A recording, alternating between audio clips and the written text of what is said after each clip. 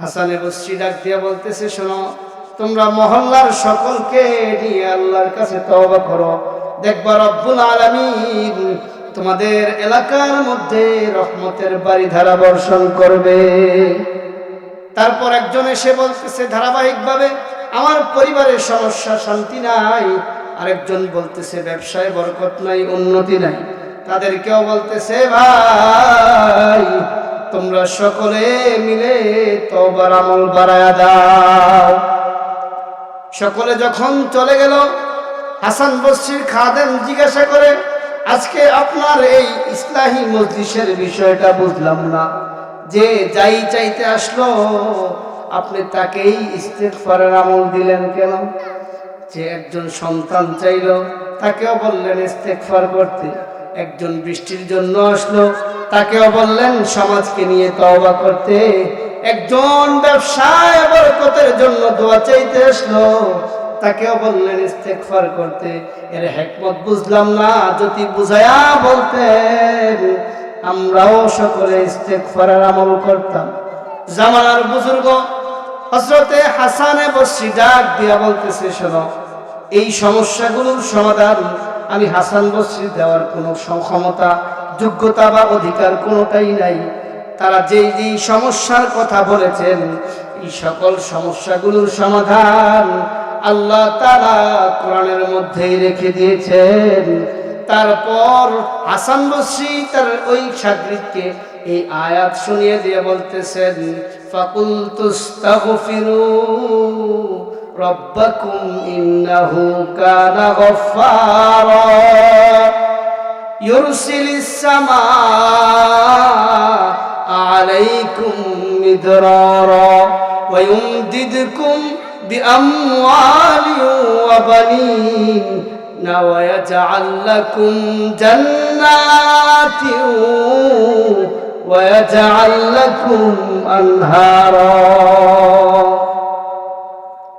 আল্লাহ তাআলা এই আয়াতের মধ্যে একজন দুনিয়ায় মানুষ চলার জন্য যতগুলো হাজত থাকে, রব্বে কাবার কাছে যদি গভীর রজনীতে উঠে 2 রাকাত নামাজ পড়ে হাত তুলে বলে, মালিক আমার এই সমস্যা আল্লাহ আপনি যদি দয়া না করেন, দুনিয়ার কোনো ক্ষমতা আমাকে বাঁচাইতে পারবে না। আয় রব্বে কাবা, আর আপনি যদি দয়া করেন, দুনিয়ার আর কোনো মাখলুক আমাকে ঠেকাইতে পারবে না। মনের গহীন থেকে 2 ফোঁটা পানি যদি কোনো মানুষ ছেড়ে সেই রব্বুল আলামিনের কুদরতি কদমে বলতে পারে, আল্লাহ আমার নেককার সন্তান নাই, একটা নেককার সন্তান দিও, ব্যবসায় বরকত নাই, ও মালিক ব্যবসায় বরকত দিয়ে। আল্লাহ তাআলার কাছে যদি কেউ চায়, কোন তন্ত্র মন্ত্র আর মাজারের কাছে না গিয়া যদি মহান মালিককে বলে, আল্লাহ আমার পরিবারে শান্তি নাই,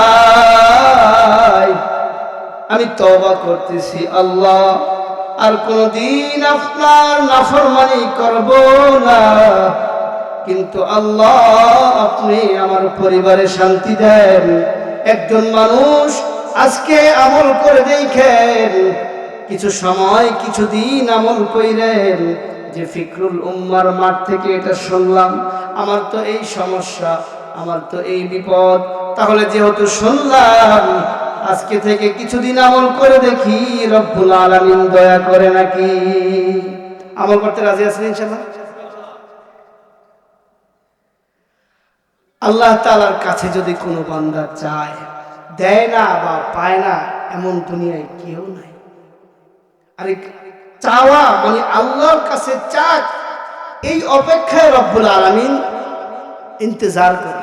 দুনিয়ায় দেখেন যাই দরকার হয়, দুনিয়ার কোনো চেয়ারম্যানের কাছে যান, ওই সামান্য একটা ডোনেশন আনতে গেলে অন্তত 100 বার যাওয়া লাগে। এমপির কাছে যান, মন্ত্রীর কাছে যান, বারবার গেলে যতই মহাব্বত থাকুক, একটা পর্যায়ে গিয়ে সে বিরক্ত হয়ে যায়। যে মা বাবা আমাদেরকে জন্ম দিয়েছে, খেয়াল করবেন, তাদের কাছেও যদি বারবার একটা বিষয় বলতেই থাকেন, একটা পর্যায়ে গিয়ে তারাও বিরক্ত হয়। কিন্তু এমন এক রব্বে জাতের বান্দা আমরা, তার কাছে যে বান্দা যত বেশি চায় রব তার তত বেশি সন্তুষ্ট। সুবহানাল্লাহ বলবেন না? তো মোহতারাম, আমরা আমাদের জিম্মাদারি থেকে অনেক দূরে সরে গেছি। দুনিয়ার এই মরিচিকার এতটা আকৃষ্ট হয়ে গেছি আমরা, কেমন জানি আমাদের জিন্দিগিটা কেমন জানি দুনিয়া কেন্দ্রিক। পরকাল জগৎ বলে কিছু আছে, হাজারের মধ্যে কেমন জানি একেবারে 9,999 যেন বুঝতে চায়। বাহ্যিক পরিবেশ আছে, টুপি পরি, পাঞ্জাবি পরি, মসজিদে যাই, নামাজ পড়ি, রোজা রাখি, হজ করি, যাকাত দেই, কিন্তু মনকে একটু প্রশ্ন করে দেখেন যে আমরা কি কতটুকু আল্লাহর জন্য করি। একটা সেজদা রবের জন্য যদি আমাদের কবুল হয় তো মুক্তির জন্য যথেষ্ট হয়ে যাবে। এই বিষয়গুলো কিন্তু আমাদের মুখস্থ, কিন্তু আমলে আমরা নেই না। যারাই আমলে নিয়েছি দেখবেন রব্বুল আলামিন তাদের কলবের মধ্যে এত প্রশান্তি দেন, সাকিনা নাজিল করেন, হাজারো পেরেশানির মধ্যেও সে কেমন জানি মসজিদে গিয়ে নামাজ পড়তেই শান্তি পায়। কিন্তু দুঃখের বিষয় কি জানেন, আমরা আমাদের চাকরির বাহানায়, কাজের বাহানায়, পেরেশানির বাহানায় আমরা বলি যে এই চাকরির চাপ যদি না থাকতো আমি নামাজ পড়তাম, এই কাজটা রিপোর্টটা যদি আমার না হইতো, হুজুর আপনি একটু দোয়া করেন, এই এই এই ঝামেলাটা একটা বড় একটা ঝামেলায় আছে, এই ঝামেলাটা যদি শেষ হয় পাক্কা নামাজ শুরু করে দিন, এরপরে আর পুরোপুরি নামাজ ছাড়ব। এরকম কিছু বাহানা দিয়ে আমরা আমাদের জীবনকে ইবাদত থেকে সরিয়ে রাখতে চাই, যেটা আমাদের জন্য লজ্জা। উম্মতি মুহাম্মাদী হিসেবে আমাদের মূল ফোকাস থাকবে রব্বের সন্তুষ্টি, আল্লাহ তাআলার ইবাদত বন্দেগী। তারপরে যতটুকু হয় তার মধ্যেই আল্লাহ বরকত দিবেন।